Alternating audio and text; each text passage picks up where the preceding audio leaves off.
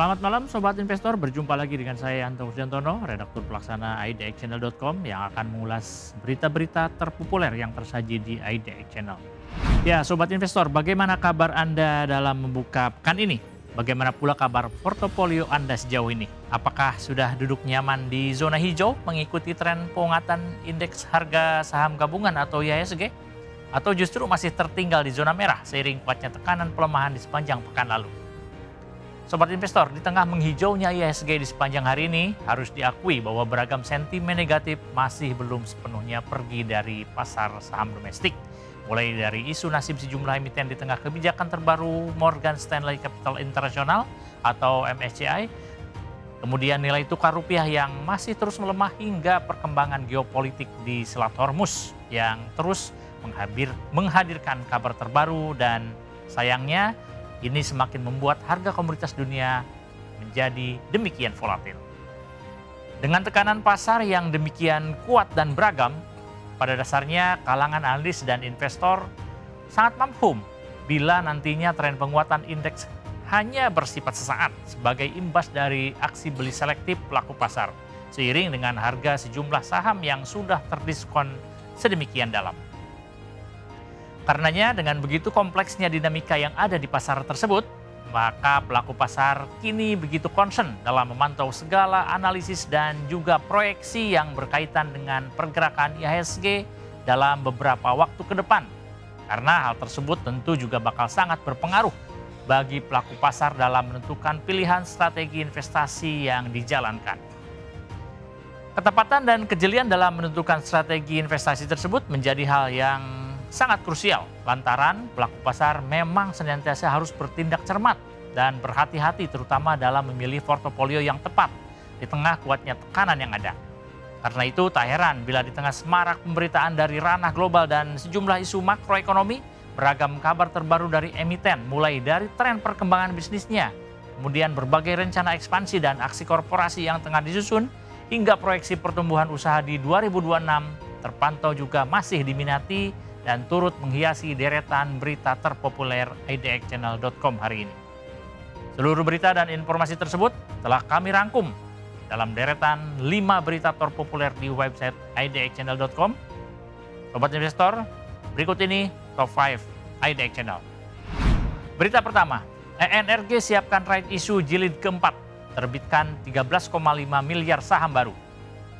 Membuka Top 5 edisi kali ini, kami coba menghadirkan kabar terbaru dari salah satu emiten di bawah naungan Bakri Group, yaitu PT Energi Mega Persada Tbk atau ENRG, yang tengah bersiap melakukan penambahan modal dengan hak memesan efek terlebih dahulu atau PMH-METD alias right issue jilid keempat. Dalam aksi korporasi tersebut, ENRG rencananya bakal menerbitkan sekitar 13,5 miliar saham baru seri B dengan nilai nominal saham ditetapkan sebesar Rp100 per saham.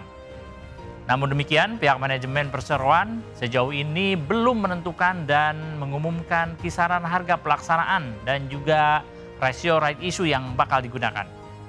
Meski begitu, manajemen telah menyatakan bahwa dana yang bakal diperoleh dari aksi korporasi ini nantinya bakal dimanfaatkan untuk mendukung belanja modal atau capital expenditure atau CAPEX untuk tahun anggaran tahun ini.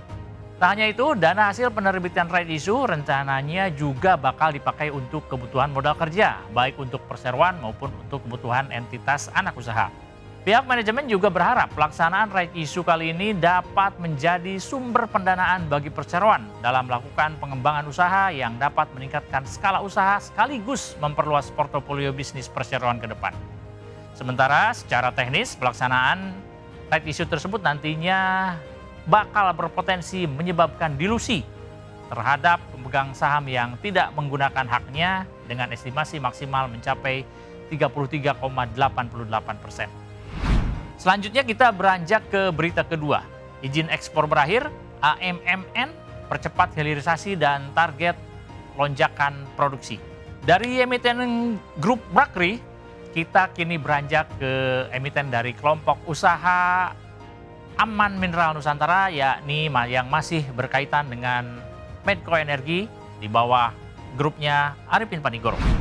Ya, emiten tersebut adalah PT Aman Mineral Internasional Tbk atau AMMN yang baru saja mengumumkan telah berakhirnya izin ekspor konsentrat milik perseroan terhitung sejak April 2026 kemarin. Sebelumnya izin tersebut berlaku sejak 31 Oktober 2025 lalu dan memiliki durasi selama 6 bulan dengan kuota mencapai 480.000 dry metric ton atau DMT. Dengan kini telah berakhirnya masa izin ekspor tersebut, pihak manajemen AMMN memastikan bakal memenuhi kebijakan pemerintah terkait program hilirisasi mineral. Menurut manajemen AMMN, perseroan saat ini berfokus pada upaya peningkatan produksi yang bakal terus dilakukan secara bertahap, aman dan sesuai dengan ketentuan yang berlaku, yakni diantaranya melalui evaluasi dan pengawasan operasional yang ketat, kemudian disertai dengan koordinasi yang berkelanjutan dengan pihak pemerintah. Atas dasar itu, pihak AMMN juga menegaskan bahwa perseroan bakal lebih memprioritaskan penjualan emas di pasar domestik agar diharapkan bisa meredam dampak tarif bea ekspor sekitar 7,5 hingga 10% untuk produk minted brass. Berikutnya berita ketiga, prediksi IHSG pekan ini, pantau pergerakan saham Antam, Cepin hingga MAPI. Setelah proyeksi bisnis hingga rencana aksi korporasi emiten, kini kita akan lanjut ke prediksi pergerakan indeks harga saham gabungan atau IHSG di sepanjang pekan ini. Sebagaimana diketahui, posisi IHSG kembali mengalami pelemahan pada perdagangan akhir pekan kemarin, yakni pada Kamis 30 April 2026, di mana indeks merosot 2,3% ke level 6.956 atau sudah berada di bawah garis psikologis 7 ribuan. Menurut tim riset dari MNC Sekuritas, posisi pergerakan indeks yang tengah turun ini telah menembus area support krusial di level 6.917 dan di dalam time frame weekly sehingga posisi IHSG telah terkoleksi akumulatif yakni sebesar 2,42% dengan tekanan jual yang masih mendominasi. Dalam analisisnya yang telah dipublikasikan beberapa waktu lalu, tim MNC Sekuritas memperkirakan bahwa posisi IHSG kini sedang berada pada skenario berwarna hitam, di mana level ini berada pada bagian dari wave.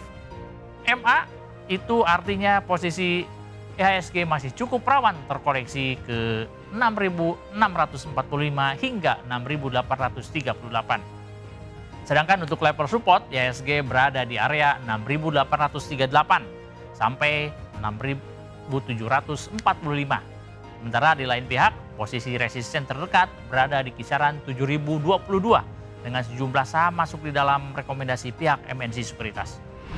Kita berlanjut ke berita keempat. Tekanan geopolitik berlanjut, rupiah berpotensi tembus 17.550 rupiah per pekan untuk pekan depan. Usai kita berbincang tentang proyeksi pergerakan IHSG pada pekan ini, selanjutnya kita juga akan mencoba membahas terkait proyeksi pergerakan nilai tukar rupiah pada pekan ini yang berpeluang untuk kembali melemah hingga menuju level 17.550.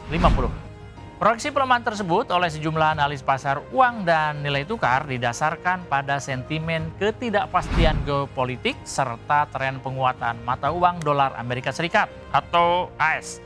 Menurut kalangan analis, tren penguatan dolar Amerika Serikat atau USD ini lebih banyak ditopang oleh meningkatnya permintaan aset safe haven di tengah memanasnya isu geopolitik terutama di kawasan Timur Tengah, di mana saat ini pergambangan kondisi yang terjadi kerap menjadi alasan bagi investor global untuk keluar sejenak dari aset berisiko di negara-negara berkembang untuk kemudian dialihkan ke dolar Amerika Serikat. Terakhir, berita kelima, VYFA umumkan jadwal right issue.